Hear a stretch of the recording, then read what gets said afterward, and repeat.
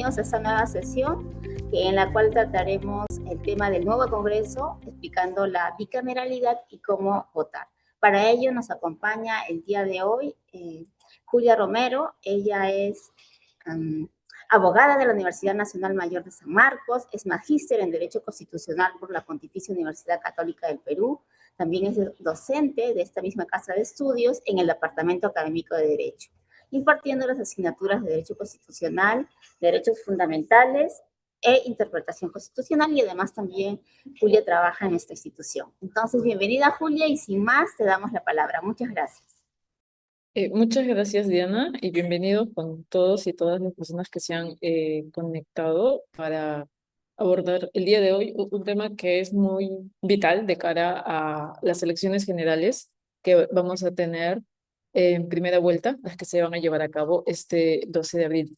En ese sentido, la agenda prevista para el día de hoy, en el marco de esta jornada, es abordar el tema de la bicameralidad. Desde esa perspectiva, el día de hoy vamos a hablar un poco sobre las características del Congreso de la República, el tema del Senado, el tema de la Cámara de Diputados, cómo los vamos a elegir, también cómo va a funcionar el tema de la valla electoral, que es un tema que nos va a, digamos, explicar de qué manera el voto que vamos a manifestar va a tener un impacto en los resultados que finalmente van a definir qué organizaciones políticas y qué candidatos van a ocupar un escaño dentro de la Cámara del Senado o dentro de la Cámara de Diputados. Entonces, dicho esto, vamos a iniciar brevemente con la agenda establecida para el día de hoy, que es el tema de la bicameralidad.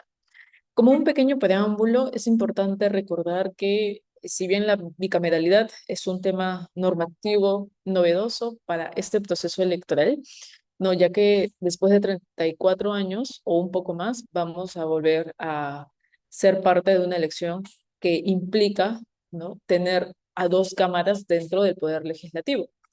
Sin embargo, también hay otros cambios normativos que los voy a mencionar en esta diapositiva y que me parece en las próximas fechas se van a ir abordando. Como lo es el tema del recuento de votos, hay una sesión que me parece que es la del jueves, en la que se va a explicar qué es este mecanismo, cómo se ha incorporado en la legislación electoral, en qué etapa se va a realizar, a cargo de quiénes va a estar y para qué supuestos se está pensando.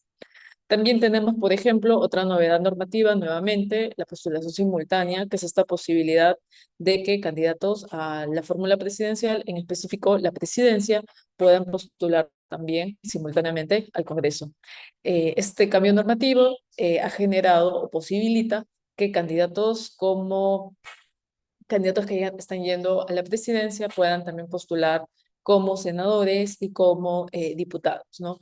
Esta información respecto a cada organización política, ustedes, por ejemplo, lo pueden encontrar ingresando a la plataforma del Jurado Nacional de Elecciones, Voto Informado, en donde pueden ahondar sobre qué perfiles son los que cumplen estos dos, digamos, esta doble postulación.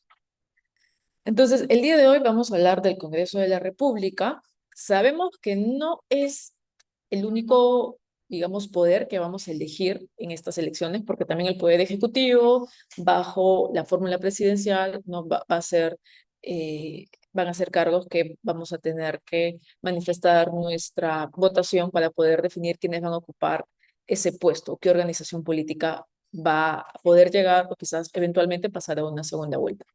Entonces, junto a la elección del Congreso de la República, también tenemos al Parlamento andino. No nos olvidemos que también la última fila de la cédula de votación es para que podamos definir quiénes van a ocupar los escaños que tenemos, tanto para integrantes como titulares y como para suplentes. Pero ya centrándonos en el tema del Congreso de la República, que nos representa, ¿no?, al poder legislativo, típicamente conocido como ese poder encargado de crear la normativa aplicable a nuestro país con alcance general. Vemos que tras una reforma parcial de la Constitución se modificaron varios artículos del texto constitucional estableciendo un diseño de bicameralidad, ¿no? Este diseño de bicameralidad que va a ser objeto de el proceso de elección al que vamos a participar este 12 de abril, dibuja, ¿no?, un Congreso de la República dividido en Cámara de Senadores y Cámara de Diputados, ¿no? Por eso que se menciona la bicameralidad, dos cámaras, en la que la Cámara de Senadores, teóricamente conocida como aquella cámara de reflexión, y que por eso también teóricamente o desde sus orígenes ha sido una cámara con ciertas características que buscaban garantizar esa reflexión o características que nos hacían pensar que esa cámara iba a ser más reflexiva, ¿no? Características como el tema, por ejemplo, de la edad, ¿no? La Cámara de Senadores, usualmente en cualquier modelo, suele exigir para, por ejemplo, la postulación, una edad, digamos, más alta que la Cámara de Diputados, porque se ha solido vincular de que la edad tiene, digamos, un impacto con esa característica que se espera, ¿no?, lograr en la Cámara de Senadores. Y por otro lado, también se ha consagrado una Cámara de Diputados integrada por 130, digamos, legisladores. Teóricamente, la Cámara de Diputados, a diferencia de la Cámara de Senadores, ha sido más caracterizado como una cámara de representación, una cámara en donde, más allá de buscar características que puedan eh, resaltar, ¿no?, el tema de mayor debate o digamos, mayor reflexión sobre ciertos temas, se pueda garantizar que todos los sectores de la sociedad puedan llegar a tener representatividad. Por eso que las exigencias para poder postular suelen ser distintas. No suele ser una edad tan, digamos, alta, sino más bien una edad típica o estándar, la que en nuestro país ha sido la de 25 años. Entonces, teóricamente, esas son las características que se asignan a la Cámara de Senadores, ¿no?, respecto a la Cámara de Diputados. Y claro, la Cámara de Diputados, como suele ser, se característica por esta representatividad que va a tener a nivel nacional, suele tener más escaños que la Cámara de Senadores. Y esto es algo que vemos se está manteniendo en este diseño, ¿no? La Cámara de Diputados va a tener 130 y la Cámara de Senadores va a tener 60 integrantes. Ahora, ¿cuáles son sus funciones en el diseño que se ha aprobado en la reforma que se realizó en la Constitución Política? Y esto es muy importante, ¿no? Porque el diseño que vamos a encontrar eh, nos va a mostrar que esta bicameralidad tal cual, ¿no?, en otro modelo del derecho comparado. Es decir, no existe otro país que tenga un diseño bicameral con las funciones establecidas tal cual en nuestra Constitución. Eso es importante, es un modelo único, sui generis. Ahora, en este modelo que se ha aprobado, vemos que, perdón, en el caso de la Cámara de Senadores, las funciones que se le ha asignado, un poco quizás atendiendo a esta función reflexiva, es no tanto proponer un proyecto de ley, porque esa función le han asignado a la Cámara de Diputados, sino más bien recibir ese proyecto de ley que ha sido reflexionado y propuesto por la Cámara de Diputados y, de ser el caso, aprobarla, modificar o quizás rechazar la propuesta legislativa que es remitida por la Cámara de Diputados. Entonces, por esta función se le conoce a la Cámara de Senadores como una cámara de revisión, pero no solo eso, ¿no?, sino una cámara que también va a definir el devenir de ese proyecto de ley que fue propuesto por un congresista que pertenece a la Cámara de Diputados. Pero ¿qué más se ha establecido en este diseño? Se le ha otorgado, por ejemplo, a la Cámara de Senadores la función de brindar la autorización para que el presidente del país pueda salir de la República. Así también se le ha asignado la función de revisar y controlar los decretos legislativos, los decretos de urgencia y el régimen de excepciones, ¿no? Es decir, estas materias, la de los decretos legislativos, que son las normas con rango legal que puede aprobar el Poder Ejecutivo tras una autorización que le da el Congreso, va a ser objeto no de la Cámara de Diputados, sino de los 60 integrantes de la Cámara de Senadores. Así también va a suceder lo mismo con los decretos de urgencia que va a emitir el Poder Ejecutivo. Y ante una declaración de excepción, también los senadores van a tener esta facultad de control.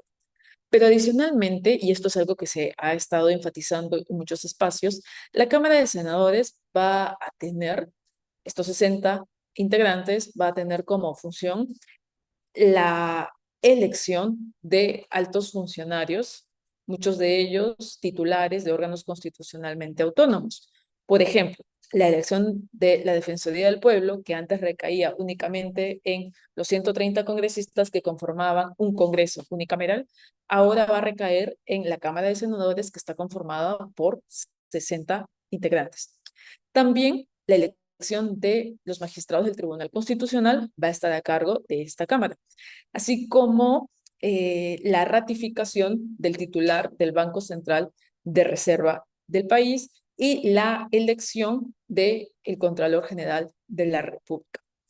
Como vemos, las funciones del Senado no son, digamos, cualquier función, tarea que va a tener a su cargo, son funciones vitales para nuestro país. Y son funciones que, en este caso, observamos, va a realizar de manera exclusiva, porque mientras el Senado va a tener a cargo estas tareas, la Cámara de Diputados se va a encargar de otras funciones.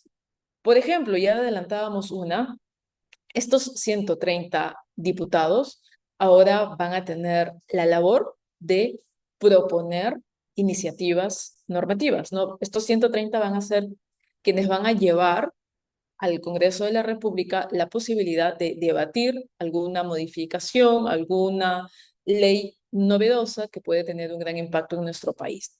Van a elaborar y también van a probar en la instancia de esta Cámara para que luego pueda subir a la Cámara de Senadores y fuera finalmente ser aprobado.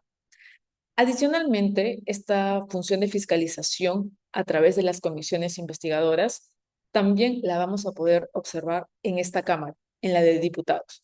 Es decir, si tras un hecho de relevancia no pública, el Congreso de la República desea que se investigue por parte de la representación nacional una materia, estos integrantes de la Cámara de Diputados van a ser quienes van a conformar la Cámara van a ser quienes van a conformar estas comisiones de investigación.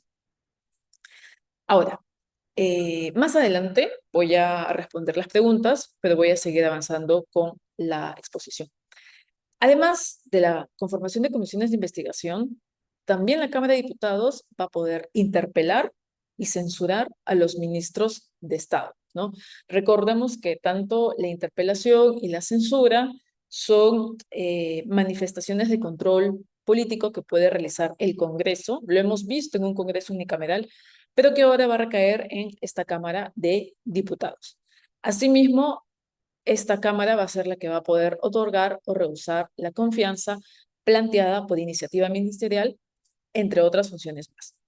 Cabe destacar que lo explicado hasta acá es el diseño que ha aprobado el Congreso de la República con la reforma que realizó para insertar la bicameralidad nuevamente en nuestra Constitución, ¿no? Y esto lo menciono porque, desde luego, el diseño que nuestra Constitución ha tenido hasta el momento ha sido que el Congreso de la República sea, pues, el órgano encargado de la designación de las autoridades que ya habíamos estado comentando.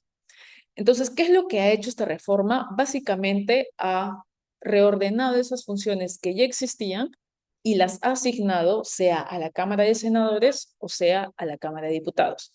Y desde luego que ha incorporado otras modificaciones. Pero nuevamente, lo que estamos explicando es lo que el actual texto de la Constitución estaría trayendo con esta fórmula de la bicameralidad. Y con esta pregunta, ¿cómo los elegiremos? Se advierte un poco la función que el Jurado Nacional de Elecciones está realizando.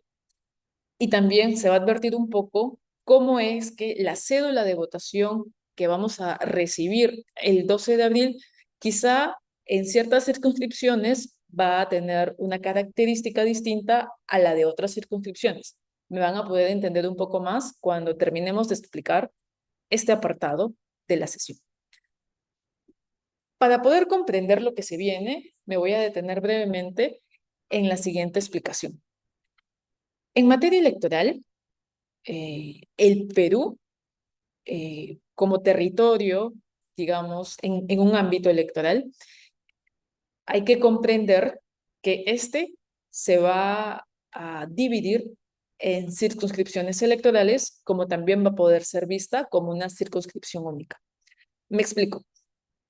El Perú se va a dividir en circunscripciones múltiples cuando decimos que el Perú se divide en 27 partes. Una parte por cada departamento que ya conocemos, que son 24, a los que vamos a sumar el Callao, Lima Metropolitana y peruanos en el extranjero. Entonces, al dividir al país en estas 27 tajadas, llamémosles, o 27 partes, estamos comprendiendo que el Perú se ve manifestado en circunscripciones múltiples. Esto es importante porque en el caso del Congreso de la República, vamos a elegir, por ejemplo, la Cámara de Diputados bajo una lógica de circunscripción múltiple. Y esto es algo que ya hemos estado viviendo, ¿no? La elección del Congreso unicameral que hemos tenido en estos últimos años ha sido visto desde la perspectiva de circunscripción múltiple. ¿Y esto por qué? Porque en cada circunscripción o en cada región, por ejemplo, en Ancash, en Lima, en Piura, existen candidatos para esa zona. ¿No es así? Es decir, la circunscripción múltiple divide al país y manifiesta que en esa zona va a existir un conjunto de candidatos ofrecidos por las organizaciones políticas que participan. Eso es una forma de ver cómo funciona la elección. Otra forma es ver al país como una circunscripción única. ¿Y eso qué significa? Significa que todo el país, sumado, pues, en el extranjero, van a formar un solo bolsón que va a tener en su conjunto los mismos candidatos y candidatas. ¿Esto lo hemos vivido en el caso del Congreso de la República? No. Donde lo hemos estado viviendo de manera familiarizada es en el caso de la elección de el presidente y los vicepresidentes. En esa elección, ustedes recordarán, y este 12 de abril también va a pasar, tenemos a 35 organizaciones políticas ofreciendo candidatos para presidencia y vicepresidencia, ¿no es así? Y todo el país tiene a los mismos candidatos y todo el territorio va a votar para definir cuáles de ellos va a ocupar ese cargo o van a pasar a una eventual segunda vuelta. Entonces, eso es ver al país desde una circunscripción electoral única. Hasta acá, entonces podemos ver que electoralmente hablando, van a existir elecciones en donde el país es visto en circunscripciones electorales múltiples, pero también el país puede ser visto en una circunscripción electoral única. Bien. ¿Y por qué es importante mencionar esto? Porque bajo la fórmula actual del Congreso de la República, ojo, solamente del Congreso de la República, vamos a tener a un Senado que va a ser elegido por elección en circunscripción electoral múltiple y por elección en circunscripción electoral única. Y vamos a tener una Cámara de Diputados que va a ser elegida por circunscripción múltiple. Bien. Esto lo vamos a ver o vamos a explicar a detalle de la siguiente manera. La Cámara de Senadores, ya hemos comentado, está conformada por 60 integrantes. Es decir, finalmente, el 12 de abril tenemos que definir cuáles van a ser las personas ofrecidas por las organizaciones políticas para ocupar esos 60 escaños. Pero la normativa ha definido que 30 de esos 60 van a ser elegidos por todos los electores peruanos. Esto significa que el Perú, como distrito electoral único, va a definir quiénes van a ser esos 30 senadores.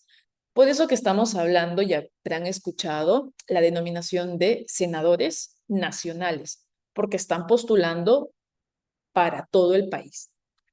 Pero existen otros 30 senadores que van a ser elegidos mediante circunscripción electoral múltiple. Esto significa que, salvo Lima, todos los departamentos, incluido Lima Provincias y Callao, y ciudadanos en el extranjero, tienen un escaño para definir. Lima va a tener 4. Entonces, 30 senadores han sido divididos en estas 27 circunscripciones electorales que existen y los otros 30 senadores van a ser elegidos a nivel nacional.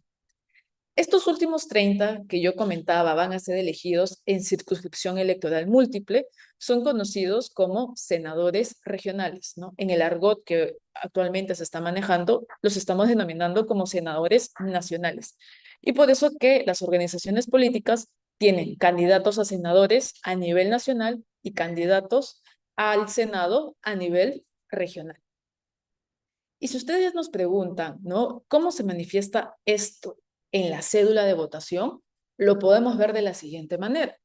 Vamos a tener, ya sabemos, una cédula con 5 columnas. La segunda y la tercera van a estar destinadas a la Cámara de Senadores. Entonces, si yo les pregunto cuántas elecciones están dirigidas para la Cámara del Senado, la respuesta será 2. La primera columna es la de senadores elegidos por distrito electoral único. Por eso que se menciona que es a nivel nacional. Y la columna que le sigue, que finalmente en esta cédula sería la tercera, son los senadores elegidos en la circunscripción electoral determinada, ¿no? La circunscripción electoral múltiple, que puede ser Piura, que puede ser La Libertad, Tacna, Lima Metropolitana, el Callao. Entonces, desde esta perspectiva vamos a poder diferenciar que la columna 2 y 3 son las columnas destinadas a la elección de la Cámara de Senadores. ¿Y qué sucede con la Cámara de Diputados? Les había mencionado, los 130 diputados van a ser elegidos mediante circunscripción electoral múltiple. Esta fórmula era, digamos, la elección que ya teníamos familiarizado cuando hablábamos del Congreso de la República. ¿Por qué? Lo que sucede es que la cuarta columna de la cédula de votación nos va a mostrar a la organización política, ¿no?, que está postulando en nuestra circunscripción, que puede ser Ancash, Piura, Tacna, Lima, Callao, por ejemplo, pero además vamos a poder consignar a través del voto preferencial, que son los cuadritos que aparecen en blanco, vamos a poder consignar ahí el número de él o la candidata de esa agrupación política que está postulando en nuestro departamento, en nuestra circunscripción electoral, para poder, de ser el caso, establecer el apoyo hacia ese candidato de esa organización política. Entonces, para el caso de la Cámara de Diputados, la elección se da por distrito electoral múltiple y solo tenemos una elección. De lo dicho hasta acá, entonces podemos manifestar que para el Senado vamos a tener 2 columnas, por ende 2 elecciones. Uno a nivel nacional y otro a nivel regional. En cambio, para la Cámara de Diputados vamos a tener la cuarta columna de esta cédula de votación y vamos a poder observar que solo tenemos una elección de acuerdo al distrito electoral al que pertenecemos. Bien, pero ¿y cómo yo sé cuántos escaños tengo para mi circunscripción electoral? Que también es una pregunta que hemos escuchado de manera muy recurrente cuando hemos visitado diversas regiones en nuestro país. Por ejemplo, ¿no? En Cusco, Tacna nos preguntaban, ¿cuántos senadores yo como Tacna voy a poder elegir? ¿O cuántos diputados voy a poder elegir? Históricamente, en el Congreso, yo tenía familiarizado un número de congresistas que podía colocar Ancash, que me parece eran 5, solo por citar. ¿Cuántos escaños va a tener cada circunscripción? Ese tema es el que a continuación vamos a abordar. Acá también un pequeño paréntesis. Esta asignación de escaños es finalmente la aplicación que ha realizado el Jurado Nacional de Elecciones de la normativa que ha aprobado el Congreso de la República. ¿Y qué dice esta normativa?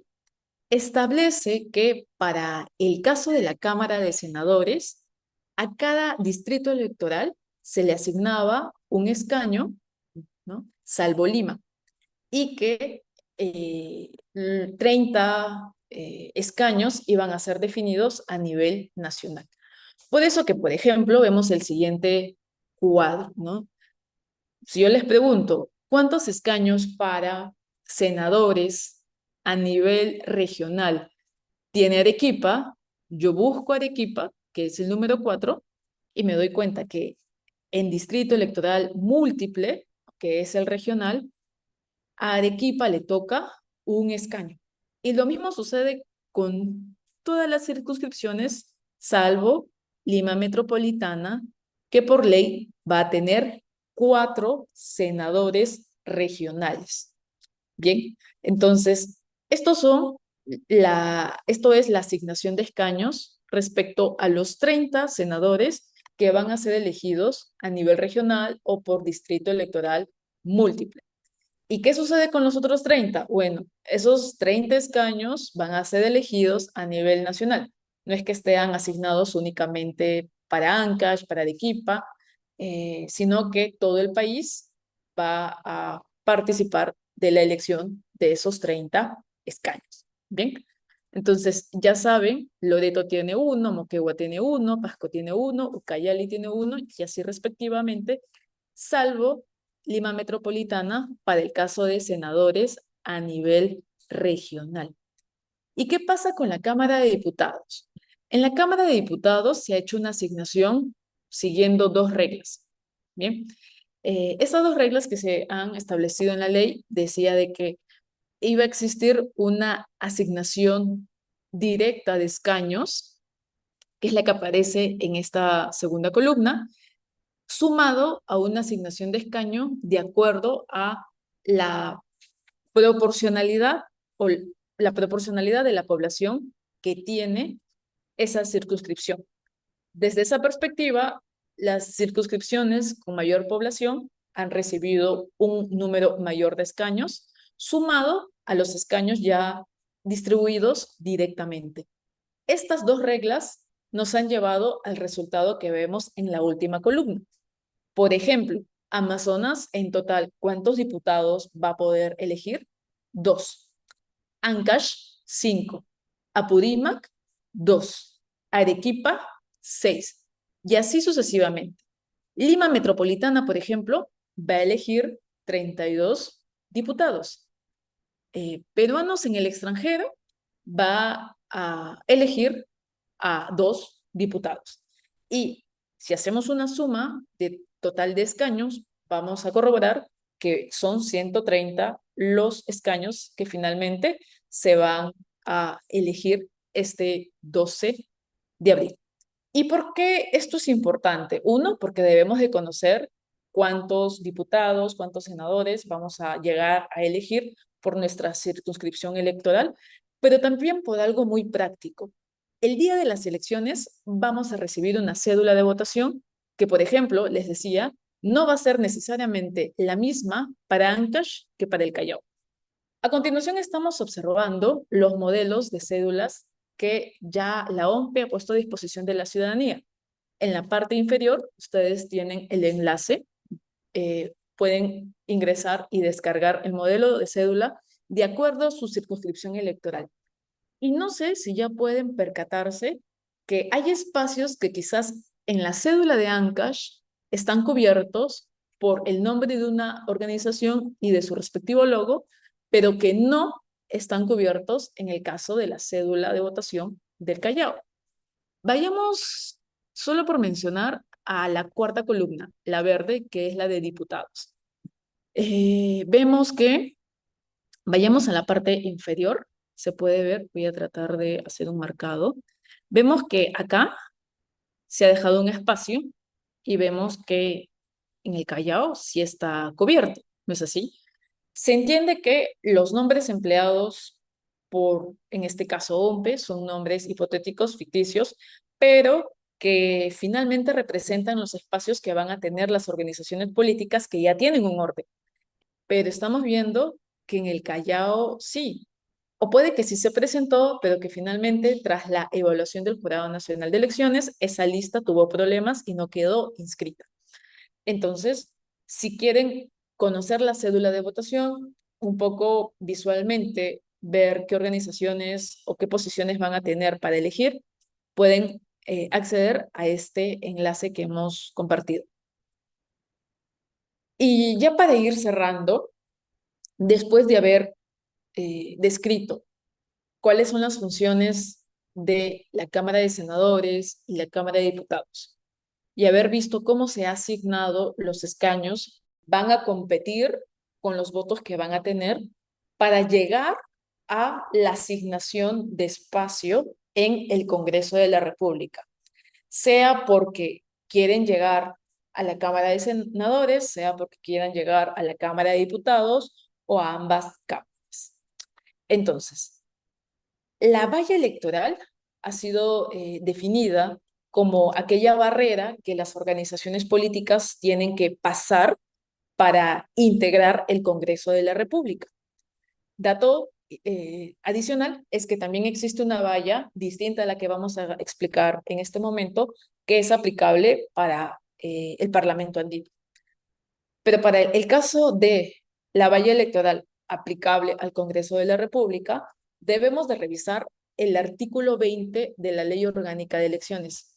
Este artículo 20 nos establece desde esta ley cuáles son o cuál es ese requisito que las organizaciones deben de cumplir para finalmente ocupar un puesto en el Congreso de la República.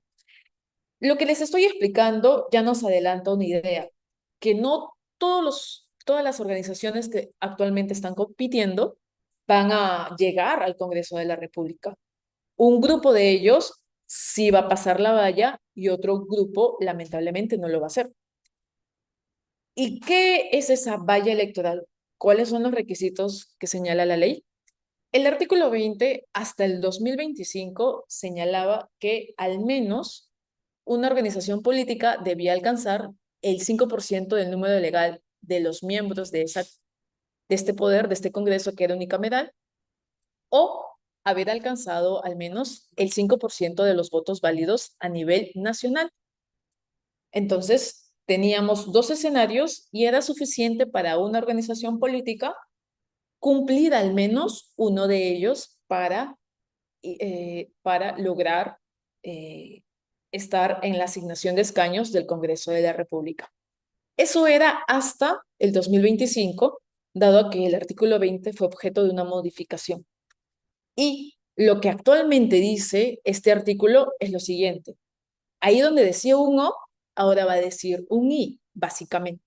Y se establece que una organización política para ingresar a la distribución de escaños debe al menos lograr el 5% del número legal de miembros y al menos el 5% de los votos válidos a nivel nacional en la Cámara respectiva. Lo que está diciendo el artículo 20 es que actualmente las organizaciones políticas deben de cumplir dos requisitos, ya no al menos uno, sino dos. Por lo menos el 5% del número legal de 130 diputados o de 60 senadores, lo que representa 7 diputados o 3 senadores, más el 5% de votos válidos a nivel nacional en la respectiva Cámara. Esto nos lleva a afirmar lo siguiente. En primer lugar, que algunas organizaciones políticas van a cumplir esta valla electoral para el caso de la Cámara de Senadores o puede que también puedan lograr esta valla electoral para la otra Cámara. Pero puede darse el escenario en donde únicamente cumplan esta valla electoral para una de estas dos cámaras. ¿Y esto por qué es posible? Porque el mismo texto del artículo 20 señala, si bien dos condiciones o dos requisitos, las determina para la Cámara respectiva. Entonces, estos dos requisitos lo pueden cumplir en la Cámara de Diputados o en la Cámara de Senadores o quizá en ambas cámaras. ¿Y cómo se interpreta los votos válidos, no? Porque ya hemos dicho que el 5% de 130 diputados es 7, por lo mínimo, y que el 5% de 60 senadores es 3. ¿Cómo interpretamos ahora el segundo requisito cuando nos menciona votos válidos? Lo que se va a hacer en este caso es verificar cuántas personas han emitido un voto válido en esa cámara, sea la de senadores o sea la de diputados. Entonces, por ejemplo, si en el caso de la Cámara de Diputados finalmente existieron 100 votos válidos, los votos válidos son aquellos que son a favor de una organización política. Si se emitieron 100 en total, a favor de A, B, C, D, organización política, el 5% de esos 100 sería 5. Lo que se va a verificar es qué organizaciones lograron esos 5 votos, por ejemplo. Y lo mismo va a suceder para el caso de los votos válidos que se logren para la Cámara de Senadores. Entonces, ¿qué nos dice la valla electoral?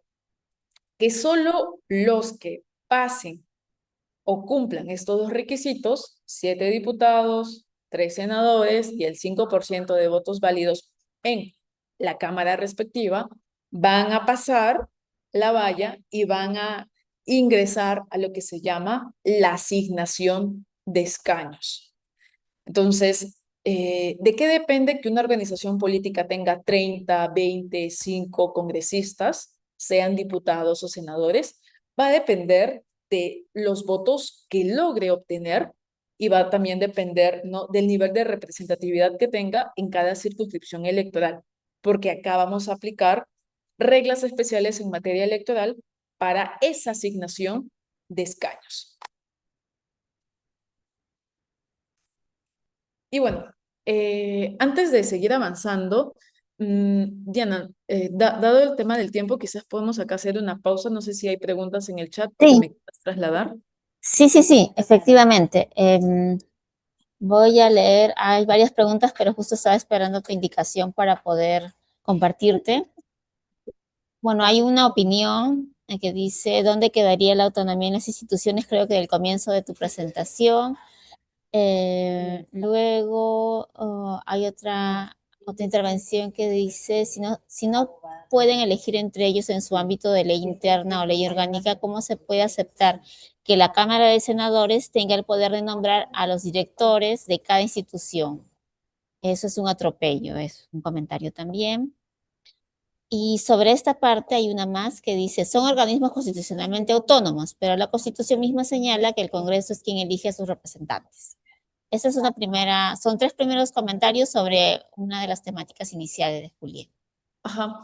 Bueno, sobre los dos primeros comentarios que me parecen están dirigidos más un poco al cuestionar o reevaluar las funciones que tiene la Cámara de Senadores o la Cámara de Diputados.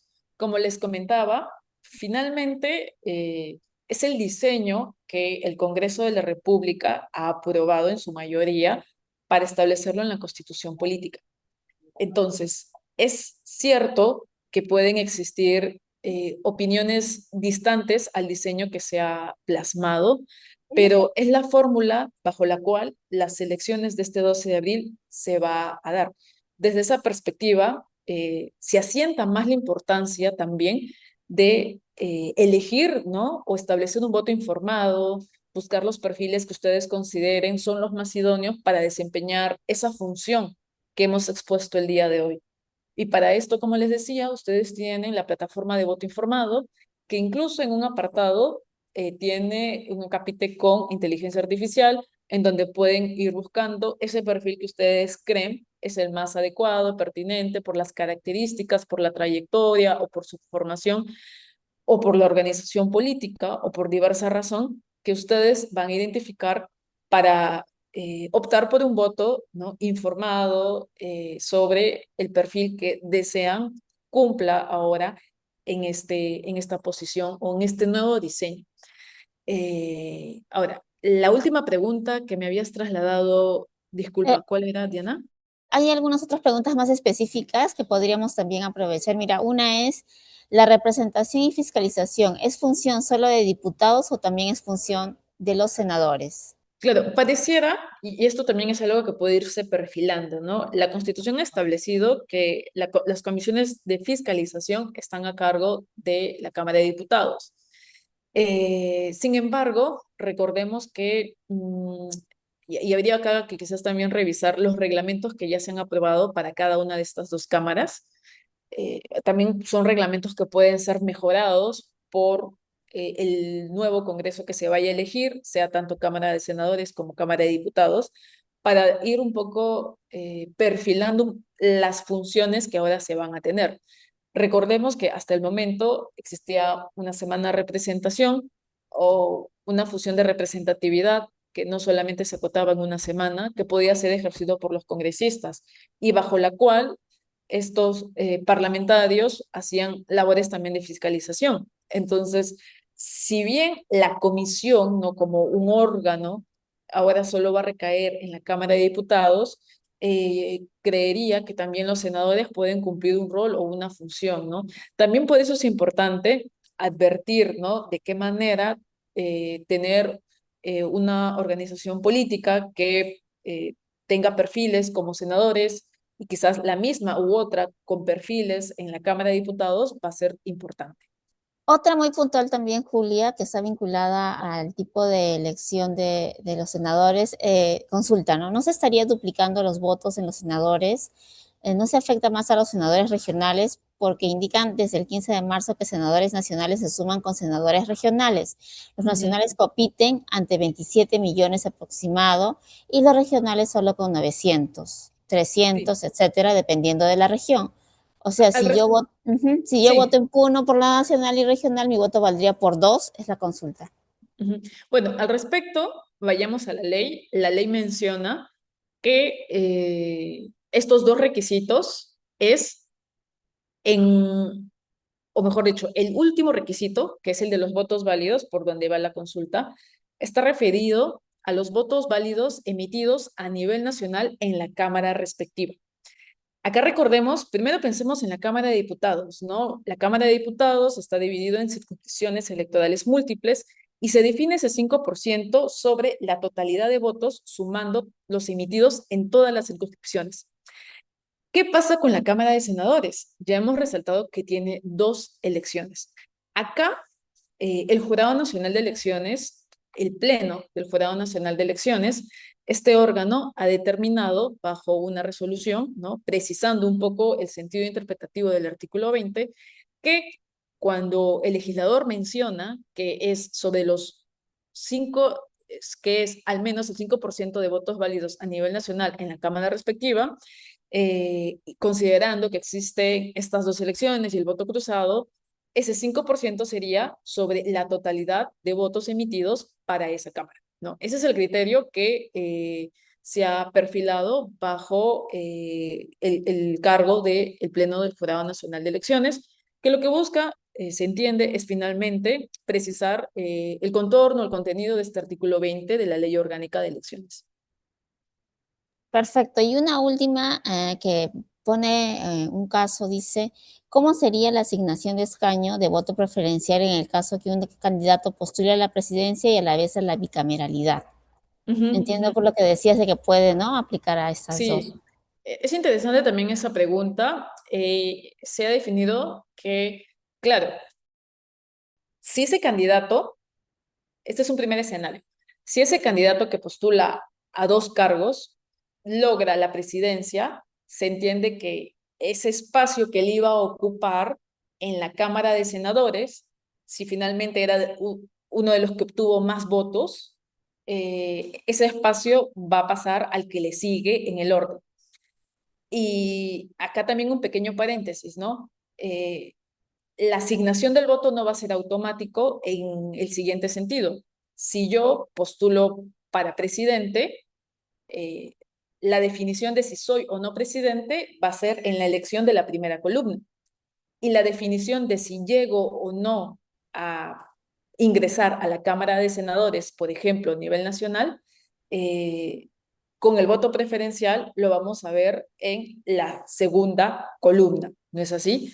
Entonces, puede ser que sí obtenga los votos para ser presidente, pero puede que no haya sido mi número consignado tantas veces como quisiera para entrar a la Cámara de Senadores. Pero si logro, digamos, en el caso del Senado y en el caso de la fórmula presidencial, la posibilidad de entrar a ambos, obviamente, este escaño de la Cámara de Senadores no lo podría ocupar y pasaría a la persona que me sigue en orden de votación dentro de la organización política. Y también hay que recalcar que los votos que uno emite cuando usa el voto preferencial, en primer lugar, se definen a favor de la organización política, ¿no? Desde esa perspectiva, a través de la cifra repartidora, se va a definir qué organización política tiene más voto en la circunscripción electoral o en la determinada elección. Y posteriormente se establece el número de escaños que va a tener dentro de la respectiva Cámara y luego qué candidatos dentro de esa organización política son los más votados. Entonces, los candidatos, de acuerdo a los votos obtenidos, van a ser ordenados y van a entrar de acuerdo al orden de los más votados respectivamente. Ok, Julia, y una última para cerrar esta parte, que coinciden, dos preguntas o tres coinciden. Buenas tardes. Si no alcanza el 5% la organización política en estas elecciones, ¿afecta su participación en las elecciones regionales y municipales próximas? También es una pregunta muy importante. Eh, Hay una norma que ha aprobado el Congreso de la República que establece que los supuestos de cancelación, uno de ellos, el no haber entrado a la distribución de escaños del Congreso de la República, va a ser aplicable a partir del 2027. Esa regla, entonces, traslada la aplicación de la cancelación a una fecha posterior de la elección de las elecciones regionales y municipales. Entonces, ya el legislador ha definido un poco la pauta de la aplicación de ese supuesto de cancelación, que sería a partir del 2027. Excelente, Julia. Entonces continuamos y tendríamos al final otra tanda si es que es pertinente para Sí, avanzar. en estos 5 minutos que nos quedan, voy a tratar un poco de regresar sobre un tema que nos han pedido reforcemos, el tema de la cédula de votación. Si bien hoy hemos hablado de la bicameralidad de estas dos cámaras, del tema de la valla de esta cámara, el tema de la asignación de esta cámara, de estas dos cámaras, es importante también repasar cómo vamos a ver la cédula de votación más allá de las elecciones para el Congreso de la República. Y acá un breve paréntesis. Cuando vamos a ir a votar este 12 de abril, hay que recordar que el derecho al voto que vamos a manifestar, o el derecho al sufragio, es un derecho reconocido por la Constitución Política que tiene características o garantías muy importantes. Es personal, ¿no? Nadie más que nosotros puede emitir un voto. Es libre, nadie nos puede obligar o determinar o coaccionar por el sentido de ese voto que vamos a determinar. Es igual porque es un voto por persona, todos los votos van a ser valorados, sea nulo, blanco o a favor de una organización política, todos son contabilizados igualmente. Es obligatorio porque existe un deber de acudir y existe una multa determinada de acuerdo a la condición también de la persona. Y finalmente, el voto es secreto, ¿no? Esto implica que nadie, por más que nos pregunte, puede obligarnos a manifestar el sentido de nuestro voto en estas 5 elecciones que vamos a tener. Esto va a poder ser ejercido en una cédula que tiene características por su gran magnitud, porque tiene 5 elecciones. Es una cédula de votación donde vamos a poder ejercer un voto cruzado. ¿Qué significa esto? Que en cada columna, en cada elección, podemos determinar nuestro voto de un modo único y distinto quizá al de las otras columnas. Puede que para la fórmula presidencial ustedes puedan optar por una organización. Para la del Senado, quizás por la misma organización o quizás quieran cambiarlo, y lo mismo para el caso de la Cámara de Diputados o el Parlamento andino. Cada columna es independiente, entonces, y en cada una de ellas ustedes pueden manifestar un voto igual o distinto. Y en esos votos ustedes van a poder, en la segunda, tercera, cuarta y quinta, también optar, de ser el caso, por el voto preferencial. Y digo de ser el caso porque esto es facultativo. Pueden únicamente marcar con una aspa o cruz el logo símbolo de la organización política de su preferencia, y además, ¿no? Si gustan, en el cuadro específico, el número de el o la candidata de su preferencia. Esto es el voto preferencial. Entonces, el cuadro que aparece en blanco, si quieren emitir un voto válido, es para consignar el número de su candidato o de su candidata. Tienen dos cuadros, no significa que necesariamente tienen que llenar los dos. Puede que tengan solo un número, colocan solo ese dígito, o puede que tengan dos, colocan esos dos dígitos. Ahora, en el caso de senadores, a nivel regional, perdón, sí, a nivel regional, vemos que solo aparece un cuadro al costado del símbolo de la organización política. Lo que quiere decir es que en esta elección solo tienen un voto preferencial, a diferencia de senadores a nivel nacional, de diputados y de parlamento andino. Y desde luego, un voto válido, como les decía, es interpretado como aquel voto o aquella suma de votos en las cuales no contabilizamos los votos blancos y los votos nulos, porque los votos válidos son aquellos que son a favor de una organización política. Pero también existe el voto blanco, que sería cuando ustedes no marcan por el logo o la foto de un candidato presidencial, por ejemplo. Voto nulo si es que en esa fila ustedes realizan cualquier otro, digamos, otra manifestación que no implique un voto válido, que es una intersección dentro del símbolo de la organización política o de la foto de él o la candidata de su preferencia. Y bueno, recordemos que, a modo de repaso, son 5 elecciones.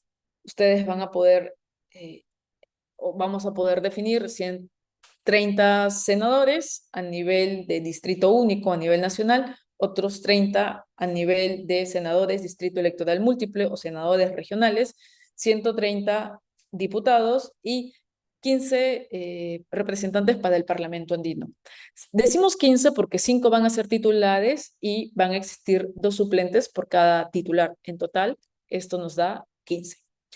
Ya hemos explicado qué es el voto preferencial, y bueno, eso sería lo que estaba agendado para el día de hoy, y quizás nos quedamos para una o dos preguntas antes de cerrar la sesión. Diana.